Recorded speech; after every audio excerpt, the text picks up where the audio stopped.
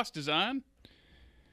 Welcome back, everybody, to Bite-Sized Media, a subsidiary of Slate Media. Today, we are watching the finale of Season 2 of Lost, called Live Together, Die Alone. Anybody remember anything about it? The hatch goes boom. Desmond comes back because he's the featured character.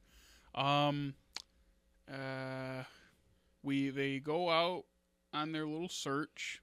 There's a boat that I think Desmond's on that boat. That they saw at the end of the last episode.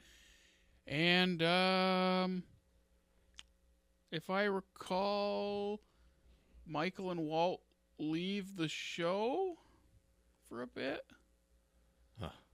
Yeah, I think so. Okay, if that makes sense. Because I remember we see Walt when he's like slightly more grown, but I don't know why we see Walt when he's slightly more grown. In the real world.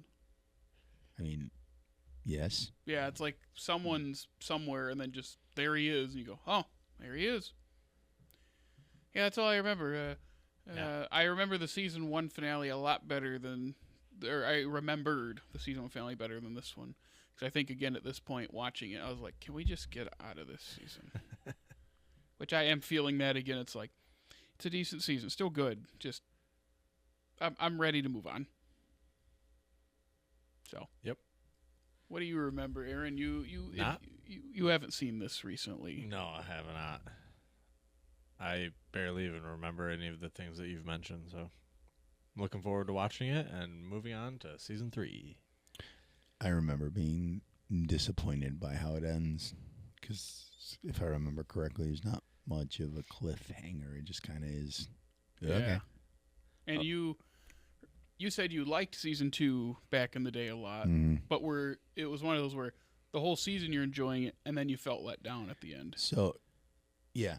So I would guess that watching it this time is a little different, but the first time I watched it, it's just, I think it's the season with the best mystery, because I love the mystery of who Henry is and the mystery of who the others are, and like the first season doesn't really have that mystery, and then they start to unpeel the mystery when it comes to season 3, and when they get to 4, I really like 4, but like when they get to 5 and 6, it's like it just doesn't have the same effect on me. Yeah. So it's when you first watched it, you're into the setup because you are a setup guy. Yes. And the ending let you down, and then this time, because you know where things go, you're sitting here. You're kind of like, okay, yep, it's not quite as exciting as it used to be. Yep. So it's not as rewatchable. I would still not say that it's a bad. No, not at all. You wouldn't say that it's a bad season, but I don't dislike it in the manner in which your 16-year-old self dislikes it. But yeah, I like it better now. At the same time, it's like there's a lot of sitting in the hatch, and the parts that are interesting are really interesting, but then also there's like a lot of just like nothing. Yeah, it makes sense why I think it was this season and season 4 or 5 are where big jumping off points happened for fans. I can see why here, because it's different than season 1. And then 4, there's the writer's strike and shorter. Yeah. Like I don't know that I think that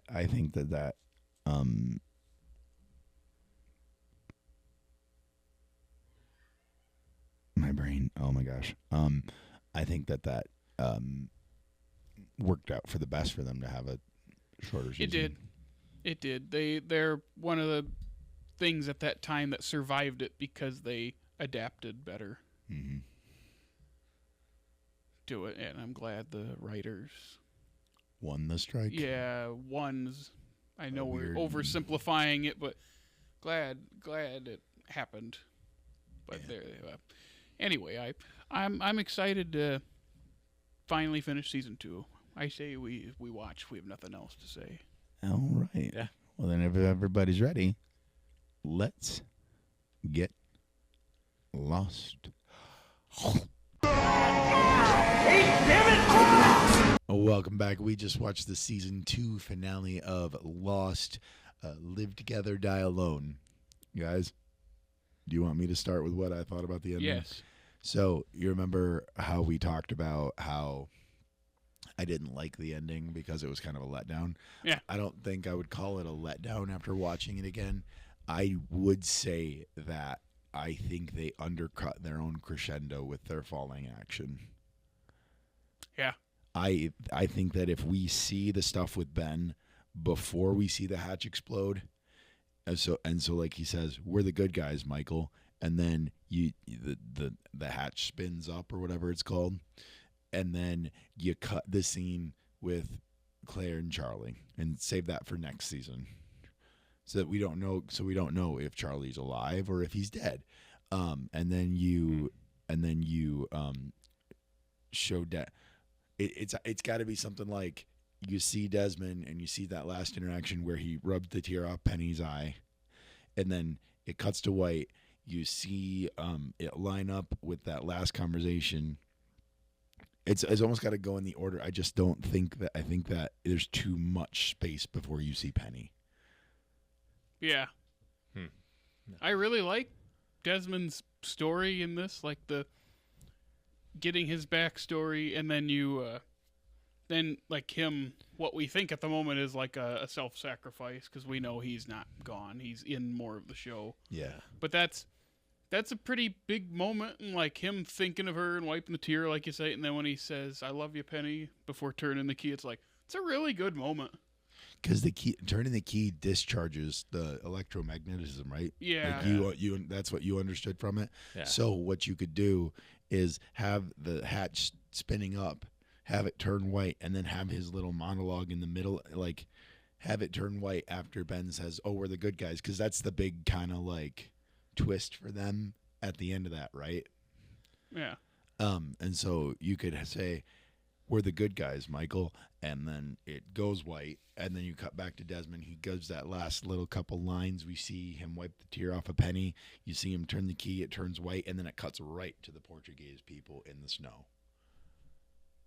Yeah, I just think there's too much space between the last time we see Penny and the end of the episode. Yeah. I think that space and I definitely think that the Charlie scene undercuts any momentum that it has as a television finale, if that makes any sort of sense. Yeah. Yeah. It's other than that, I just want to say that this episode was the start of probably one of the greatest love stories ever penned to TV. Ah, yes. And I'm not even joking. Hurley and food. Yes. Great. Picking on Hurley. Poor Hurley. He's been through enough.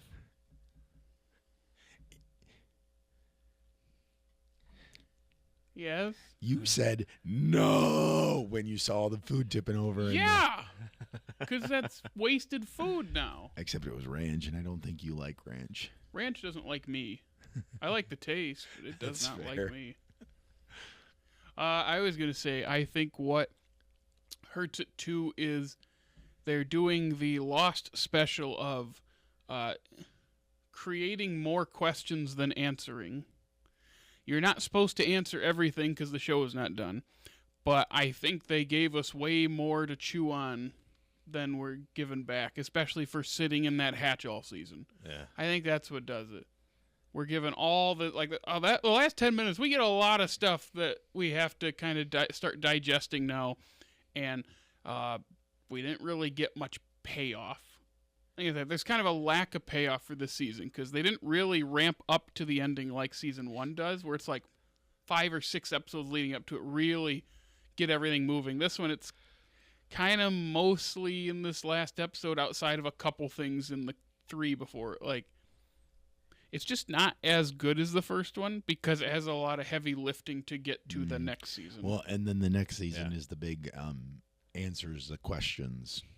Yeah. The payoff stuff. Which is interesting because I never liked the 3rd season as much. I wonder if I'll like it better on a rewatch because it gives the payoff. But then also because if you think about it, it's the middle season, right? Yeah. Ish. about the middle of the show. The seasons get shorter, so we've got to be close to the middle of the show. Like how many? I mean, the end of season 3 should be the middle of the show, technically. By season, I'm saying the seasons get shorter. So it's, let me see. There's 121 episodes. So what is that? Or is that 60? Like episode 60 is about the halfway point, and episode 60 is the 11th episode of season 3. Okay. So like episode wise, that's where it is, but the actual middle of the season wise is the end of 3, because then 4, 5, and 6 are all shorter. But what I was saying is just that I wonder if I'll appreciate it more, because I remember season 3 answers a lot of questions and doesn't really pose a whole ton of them. And I wonder if I'll see that as freeing up the rest of the show to just tell the narrative of what they want. Yeah. I don't remember. I remember what happens in 4, but I don't remember feeling the same sort of mystery as I did with season 1 and 2. Yeah, I'm just thinking now. It's like I said it last week and a little bit in the intro here, where it's like I see why teenage me was not too pleased with this season, and it is because it doesn't feel like we're doing much. A lot of exposition, a lot of heavy lifting, but we're not.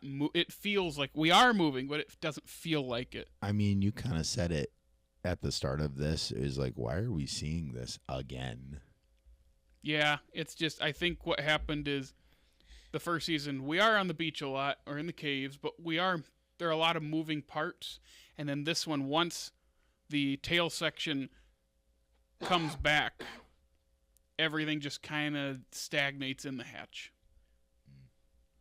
Like, there are people go out on adventures, but usually they're coming back in like the same episode. Whereas season 1, they'd be gone for an episode or 2 sometimes on those longer ones. Not all, but... Well, remember when Saeed left on his adventure and we thought he was going to be gone for like 6 episodes and he was back in the next one? Yeah, stuff like that. Then, I had something else. It's right on the tip of my tongue. There's something about 2 that just... bugs you? Yeah, I think when they wrote the hatch in, it had to be in there at the start, like, this is where we want to get toward. And I think once they got there in the writer's room, it's like, okay, now we have all these questions and we're setting up the Dharma stuff for later, but we have to start doing the world building for this, like, organization that is key to the rest of the show. So season 2 is important, but it's a little bit of a slog to get through chunks of it because it has to do all that work. Well, and it has to continue to return to pressing the button. Yeah, and that drives my anxiety up a wall. I'm sure. So I think that's why 16, 17-year-old me was just like, are we done with this yet? Because it's like, okay, we're going to do this and over and over and over. And then once 3 got going, I think I got back into it better. It's not a bad season. It's a lot of great stuff.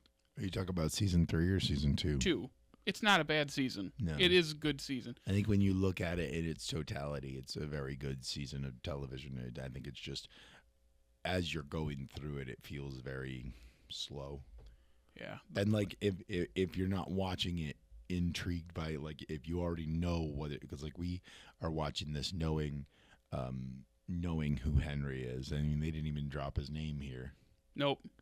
So we know who Henry is. We know what the Dharma Initiative is. We know why the hatch is there. So, like, watching it like this is like, okay, now we're watching it for the characters. But the characters, in my opinion, are not as compellingly written as the story itself is. Yeah. There's a couple of them that are. I think Desmond is. I think Desmond definitely is. I honestly think that Desmond is one of the best characters on television at the time. Yeah, the other thing is, 1 has that new feeling, and we're getting introduced to characters, so when we flash back, it's filling in stuff. But it feels like that part of the show wrapped up mostly at the end of 1 when all the stories come together. It's a very well executed structure in that first season. Yeah, because they all come together. They definitely knew what they were doing in the first season. I think there is a point I think they did for a large part in this season, but I think there's a point when they knew they were going to have a third season that they were like, okay, what are we going to do now? Yeah, and I think we talked about through the season, some of the flashbacks to season 1 characters, some are important, and then some don't really do anything.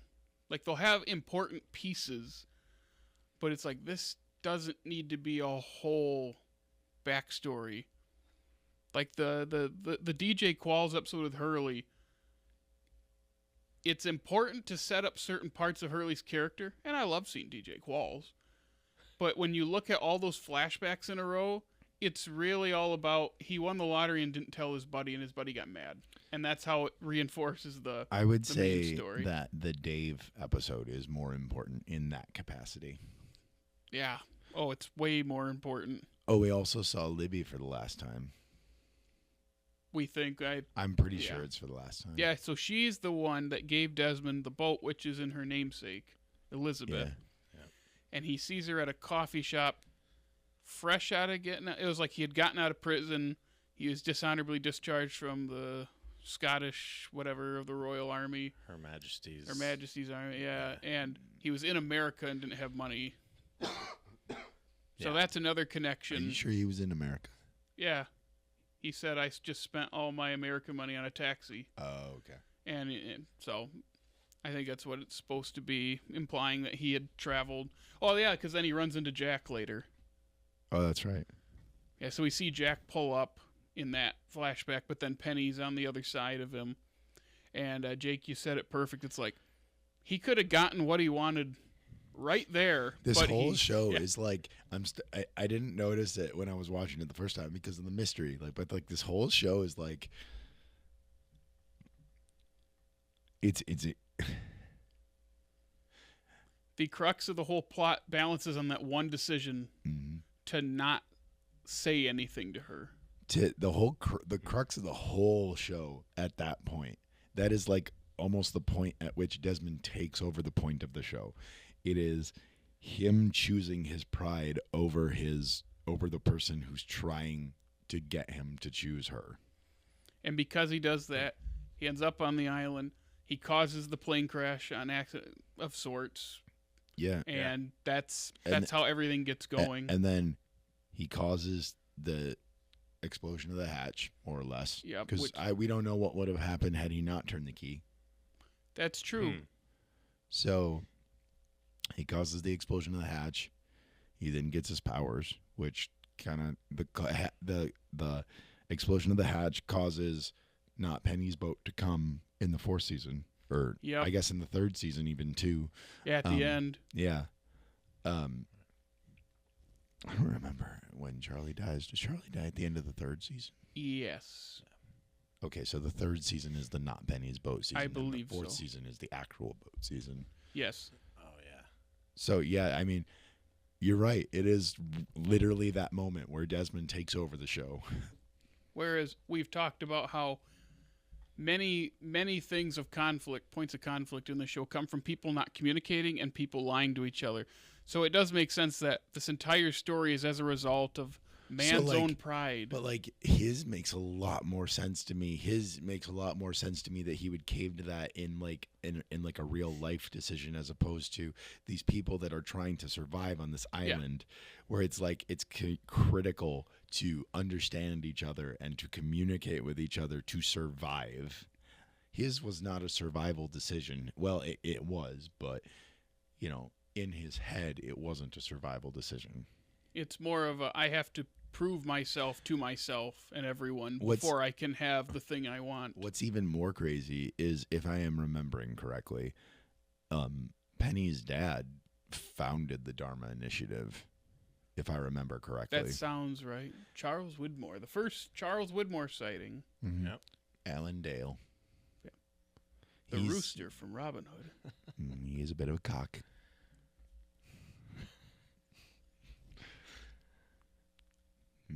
Yeah. Finishing your thought like that. I was also thinking about the deviating a bit, thinking about the Walt thing where it's like we saw him and he looks much older. It's like, yep, I bet you they hid him in that boat so well. I bet you, because we talk about, like, they build Walt up in season 1 to be so important and that he's special, and then we get to this season where he's not there really at all because they abducted him at the end of 1. So then I wonder if it's they wrote that in there in season 1. They didn't have a way to connect it to everything with the direction it went with the hatch and what follows. And then, what is his name? Who plays well? Malcolm David Kelly was probably going through puberty, and his voice is changing, and he's getting bigger. So it's like, okay, we're kind of running out of time to film this character. We've got to kind of write him out of the show. So, and of course, if Walt's not in the show, then Michael has no motivation for anything. Yeah. So that makes sense why they're both gone. Guys, the hatch is gone. That it is. He just turned the key and I actually do like that little montage there of everyone kind of, looking up and covering their ears. It's showing like the beach and the boat, like just everyone seeing it. The violet light. Did she say violet light or violent light? Violet, I believe the color. It was not violet to my eyes. It was white. So that makes me wonder if they recorded that and then couldn't make it happen in post. I gotta stop doing that. I think they made it happen, and I bet you it looks stupid. Yeah, probably. That's probably true. So then they're like, white looks better. It's also 2004 or 5 here, so yeah. So it makes I bet you. Oh wait, maybe it's even 2006. When this aired at 2006, I bet you this episode was edited probably in somewhere in 2005. Yeah. But I bet you it didn't look good. But they'd already filmed the scene, and then they thought, whatever. People will complain. Whatever. You got to make the small sacrifices. Believe me, as a small filmmaker, I guess we're kind of small filmmaker-ish things. People will complain about whatever, and it is going to be the stupidest thing. Yeah. Does anyone have anything else to say? Oh, there's probably more that we're not thinking of in the moment. Yeah. Tom Dandy's beard is fake. We finally got that reveal. They said his name, Tom. Oh, yeah, I said Tom Dandy. Dang, you made me say it wrong. And then they sent Hurley back, and Jake, you said, why, or one of you, I always can mix up who, while we're watching, says what, because I'm not good at multitasking. It said, why are they only send Hurley back? I think I said, see, that's because in the next season, Jack is playing football, while the other two are in the cage having jungle sex. I was gonna say the only ones they need of that trio. Oh, the only ones they need of that 4 are Jack.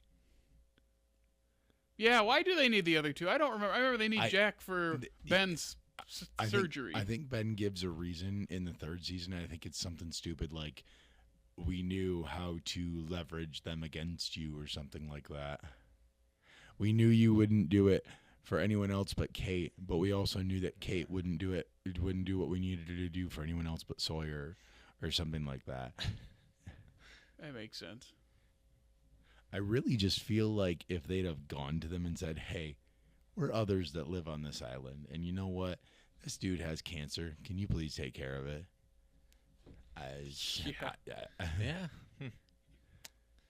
Yeah, I feel he's stitched up everybody else. Again, it all comes down to a failure to communicate. That's what this whole show is, just humans not communicating with each other or just purposely communicating badly. Mm-hmm. That's what it all comes down to. It is funny how when you watch it a second time and when you get things solved and you strip away the facade, it's all really silly. Also, when you watch it as an adult as opposed to a child. Yeah. When you look at the bigger picture, you go, this could have been avoided by this, and this could have been avoided by this. It's like, to err is human, isn't it? It kind of is. Everyone just makes nonstop mistakes throughout this show. Or is an asshole. Yeah, That's also a human trait. Yeah. Yeah. Like my dad always says, opinions are like assholes. Everybody's got one. Except Kyle XY.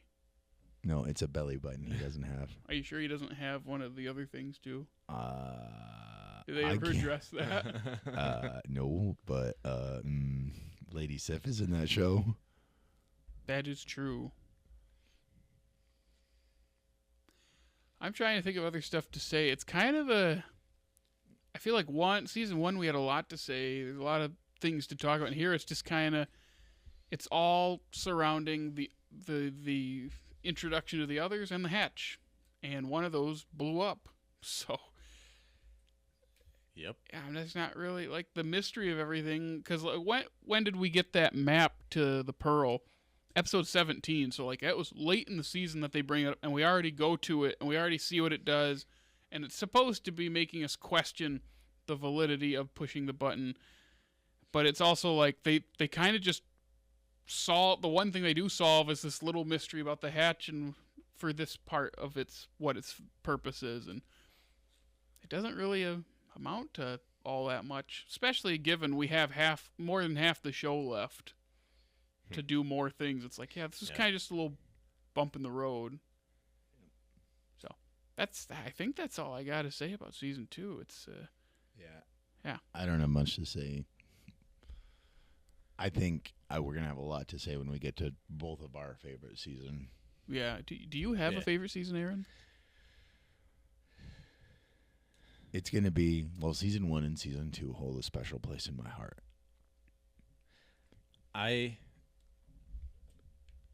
Up to this point now, the rest of it I've only seen once. But I always feel like I've remembered liking season 3 a lot for some reason. The scope gets bigger, doesn't it? Yeah, maybe. That might be it. There's more at stake when you find out that Ben has cancer.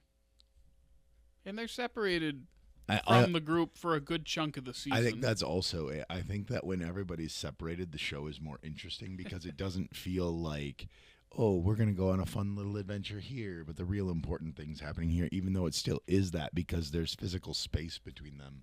It feels more important. It's why the first chunk of season 2 is better than the rest of it, because you are waiting for the reunion of everybody. It's almost like when they're together, they don't have as much to do unless people are taken away or they have to go somewhere. And also, this season finale kicks off the story of Desmond, which is probably the most interesting part about the show. Yeah. Like, if I'm just super honest. Yeah. He's one of the best characters. Like, we've got a good ensemble, and the ensemble's getting a little shake-up because, we just lost 2 a couple episodes ago. We just lost 2 more in this episode, and now we've introduced a whole bunch of new just people. And I know we get a couple new. What 2 more did we lose? Michael and Walt. Oh, yeah. So it's like 4 major players are gone, and now we've got, I think Juliet's next season, right? Yes. Yeah. Yep, so like then there are those 2 other crash survivors. Faraday and Charlotte. Nikki and Paolo. No, that's not that. Those are the movie stars. Yeah, I was gonna say those are the previously unseen crash survivors that become part of the story for like 1 episode. Yeah. It just says it right here for like the cast changes on Wikipedia. So I'm just like, I think late in the season, next season, we get Charlotte and Faraday. We might not get Faraday until season 4. I think he's in. I think it's season 4. That's season 4. At least their featured episode. You might be right. At the end of 3 somewhere is where they get introduced. Because there's a boat crew, I think, that they're part of, isn't it? Mm-hmm. So it's like season 3 is the others, 4 is the boat crew, and 5 is they're part of Not Penny's boat. Yeah. Yeah, so we're starting to kind of deviate from, I won't say the more grounded feel of season 1, because there's a lot of like the supernatural elements in there, but it is kind of taking off and becoming a different type of show, which is a good thing. We don't want the same thing over and over. It does a good job, like from what I remember of each of the seasons, it kind of does a good job reinventing itself every season. It makes each season feel like its own thing.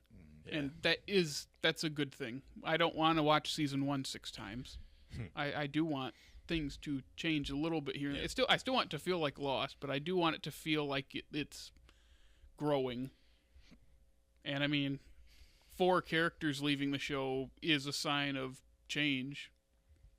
And we've got more to come in this next season and the season after, and that, like, yeah.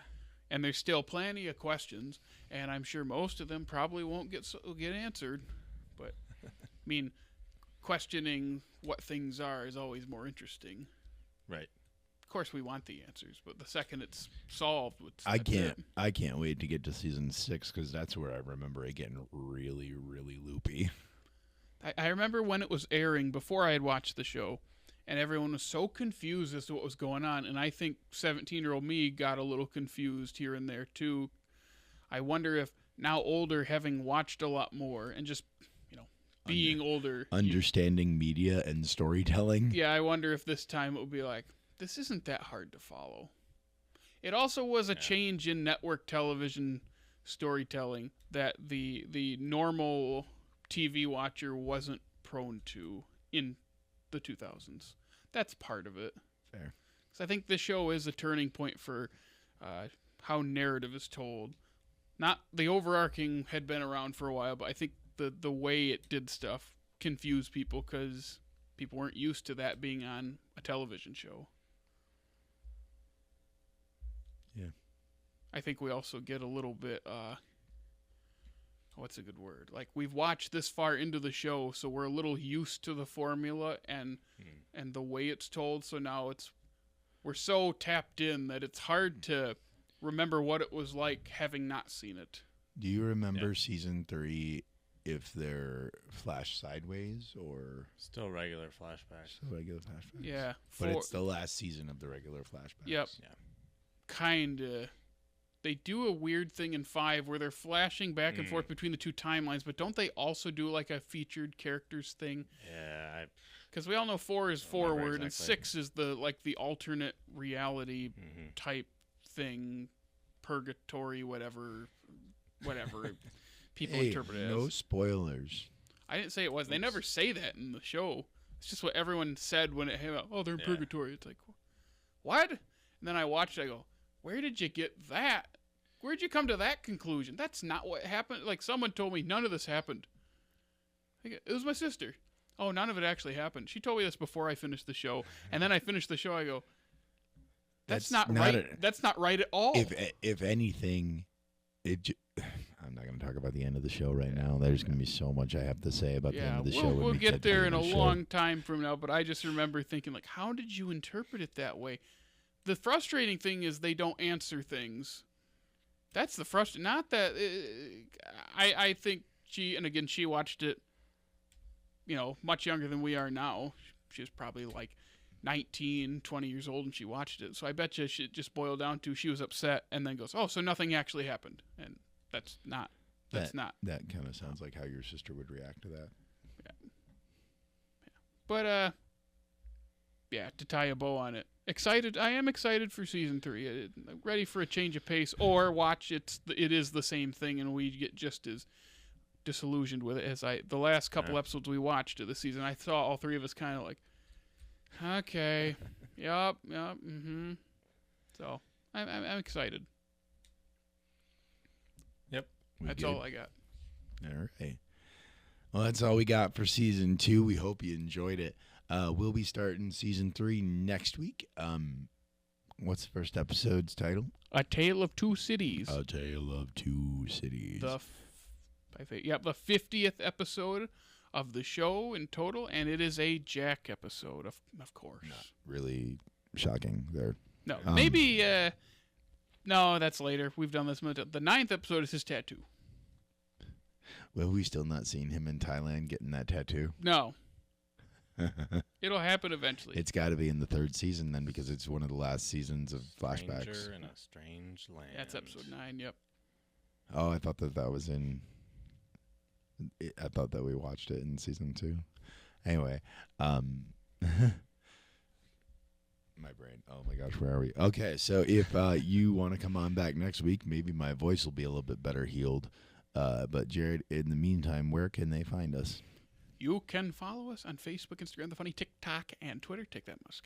And you can listen to us on Apple Podcasts, Spotify, iHeartRadio, and hey, if it's YouTube, like, subscribe, comment, ring that notification bell. Make sure you check us out and rate us on all those apps. And, make sure you swing by our groovy website. And then come on back next week as we continue to get lost.